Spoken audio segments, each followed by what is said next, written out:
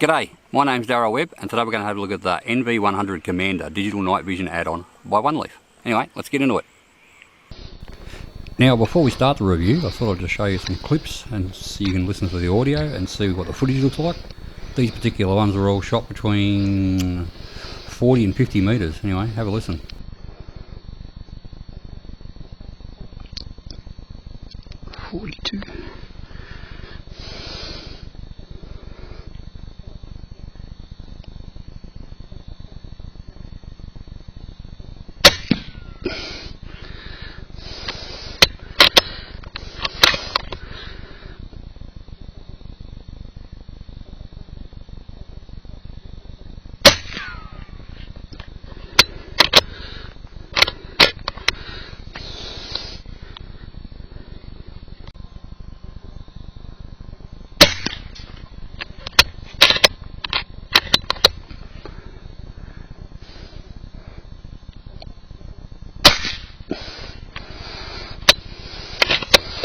So, what comes in the box, when you get it in the mail, it's all shrink wrapped. You open this box up and there's some nice packaging, it's packed well. You get a book. The book is really good actually. Some of the other manufacturers can take some note of that. You get a little warning that there's a tab over the end of the 18650 battery you've got to remove before you can do it. You get a cleaning cloth. You get an extra eyepiece. You get some tape for building up or protecting your end of your scope. You get a nice little baggie to keep it in.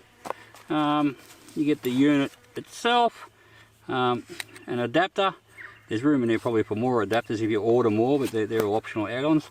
You get an O-ring, a spare screw, a couple of Allen keys you need. You get a micro USB lead for plugging into your PC, and that's about it. All in all, really comprehensive, as I said. Micro SD card, battery installed, really good contents in the box. As always, we'll start off with some specifications. I'm just going to read these from the user manual. So it has magnification, digital zoom is 1:3. And the magnification is 4:24. Display resolution is 1280 by 960.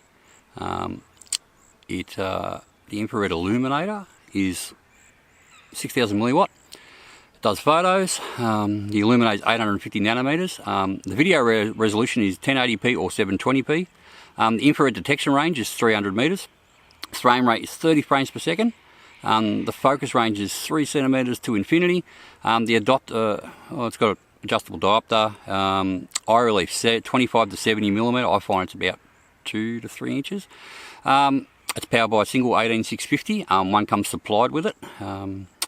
Micro SD card up to 256 gigabyte for recording onto the device. Battery life 6 hours max. Microphone yes. Weight 12 ounces, and there's dimensions, but yeah, you can sort of see how big it is. It's very similar to all the other models in this sort of category. Anyway, that's enough specifications.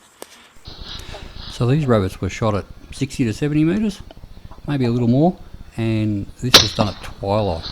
Just thought I'd sort of show you what it looked like with lens and the rifle scope zoomed all the way in, and you can sort of hear what the audio is like as well. That was a lucky little bugger there. Well, only lucky for a minute.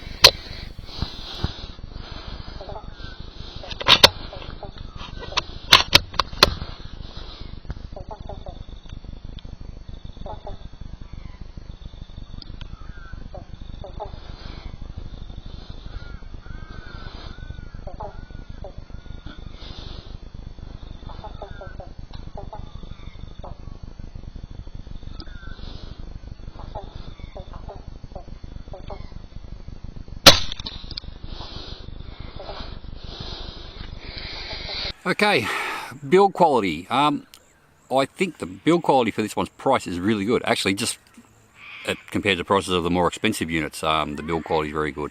It's constructed in a very similar way, very hard, tough plastics, and the front case with the bayonet, the battery compartment, the IR, all the three, it's all aluminium. machined aluminium. The diopter's nice and stiff. The buttons are very clicky, very tactile. They don't feel mushy at all. Got feedback. Even with gloves on, you can tell what you're doing. It's all nicely screwed up, and it is rated as water resistant.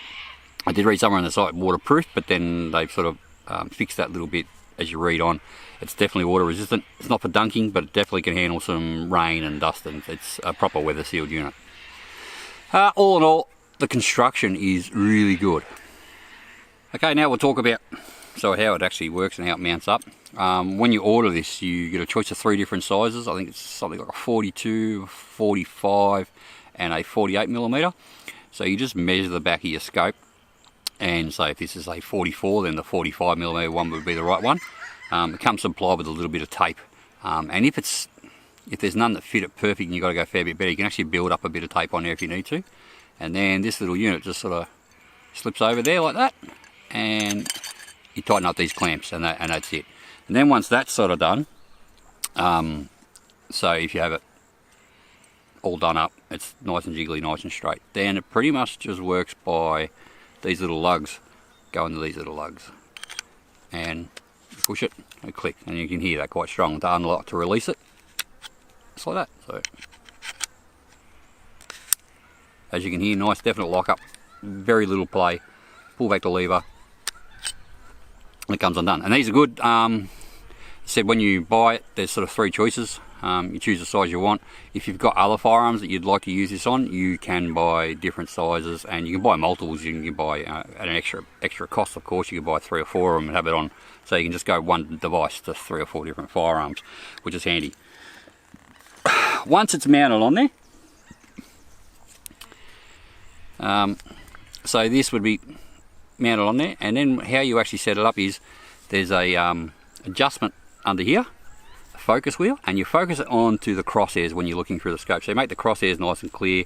You can fine tune the eyepiece with the diopter to suit your eye, and then you use the adjustable parallax adjustment to tune in and focus the picture. So if you're looking at a long distance, the only thing from coming close to far will be you just adjust this to clear the picture up.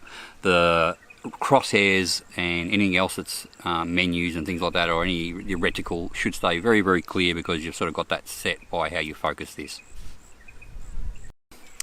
So how does it actually perform? This guy's priced at $299 US, so a tad over $400 Australian. Now, when you compare that to some of the actual competition and other models are there, this is, half to 2/3 of the price of some of the competitors. You're looking $700 to $800 for all those models. These ones are a tad over $400. So when I sort of seen that price, I sort of thought, well, I'm not sure how it'll perform compared to them. But I had to say, I was pleasantly surprised. Some of the features that are in it, one of them that I've noted is that it's got a Sony starburst sensor. Now, the starburst technology, it's a backside illuminated sensor, so it makes it extremely sensitive in low light. With this infrared illuminator set at 1, it's surprising how far you can still see. So high-end security cameras, they all use that starburst technology, and that is something that I've sort of found that you can actually notice through the scope. When I'm looking through this at just a general scene, there's definitely a bit of noise in the image, a little bit of sparkly, spattery, it's very security camera-ish, a high quality security camera-ish, but it is like a security camera. So that could be a bit of a pro and con depending on how you look at it. I found it really, really user-friendly. As I said, the menu layouts and the dedicated on-off button and a dedicated one-touch stop and start recording features are really nice. But the image quality isn't quite up to scratch with noise to signal ratio. I see definitely a bit of noise in the image from this when I'm looking especially at further distances. But with that said, there's also, I'm noticing more eye shine out further, because the sensitivity on this is really, really high. So for actual performance, as in hunting performance and how useful it is like that, this one might even be beating the others, even though the other one's picture looks a little bit better.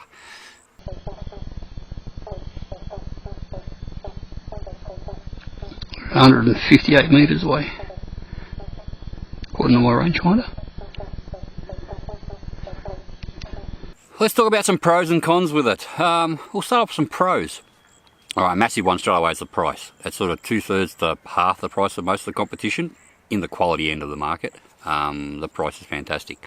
Another pro is the infrared illuminator. It actually gives you 6 settings, so most of them are sort of, you can choose from 1 to 3 as in their power, how much output. This one gives you 1 to 6, so you actually get so a bit more control over the brightness level. Another pro is that they throw in an SD card and a 18650 battery, a quality one, you know, like a Sony or Samsung or something like that.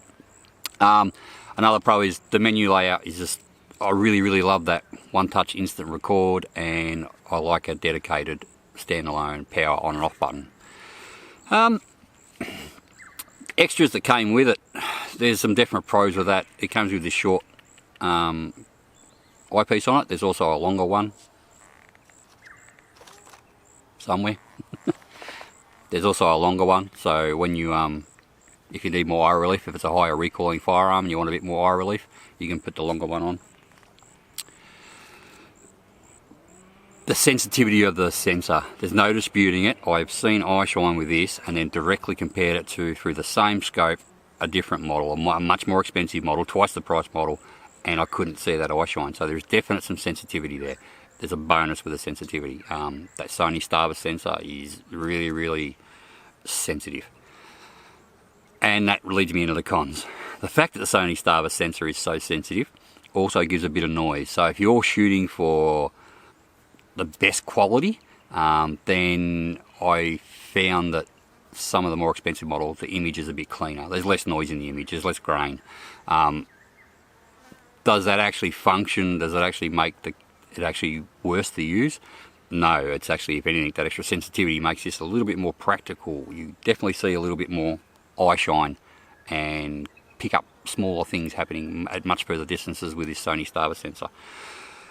But for me, it's also a bit of a con. Other cons are I'm looking for cons here. In all honesty, there's not that many. There is a couple. I like to run a separate IR torch, with just a bigger lens, on one of my firearms. So when I do that, it's a shame because I can't turn the IR off completely this. If you're in nighttime mode, in night vision mode, then every time it's on, the IR has to be on, at least on number 1.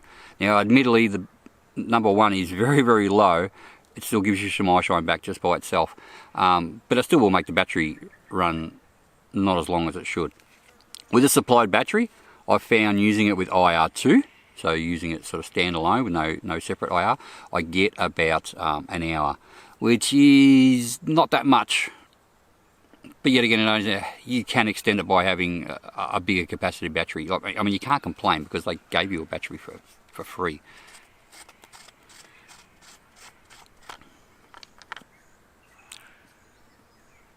But it's a Samsung cell, and I think it's 2600 milliamp hour. That's probably about it for the cons. A final conclusion. You know what? I'm gonna really genuinely give this a huge thumbs up.